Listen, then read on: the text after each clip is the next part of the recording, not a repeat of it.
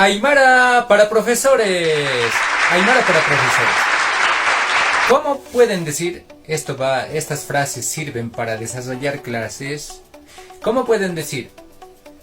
Párense, siéntense, párate, siéntate. Tenemos estas frases. Conuña contasiña, sentarse, ¿no es cierto? Saitaña, saitasiña, pararse. Pueden tener las siguientes conjugaciones.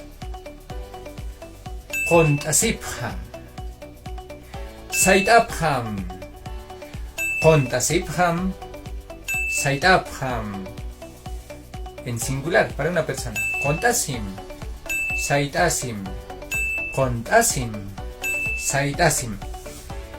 Pero eso hay que combinar con algunas palabras que tal vez ya manejen, ¿no?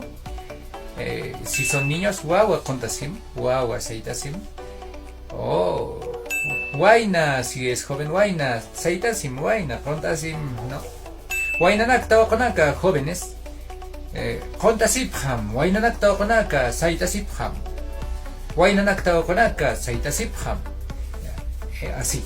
Entonces, podemos combinar también con ampsuma, que significa por favor. Contasipjam ampsuma. Saitasipjam ampsuma. De esa forma.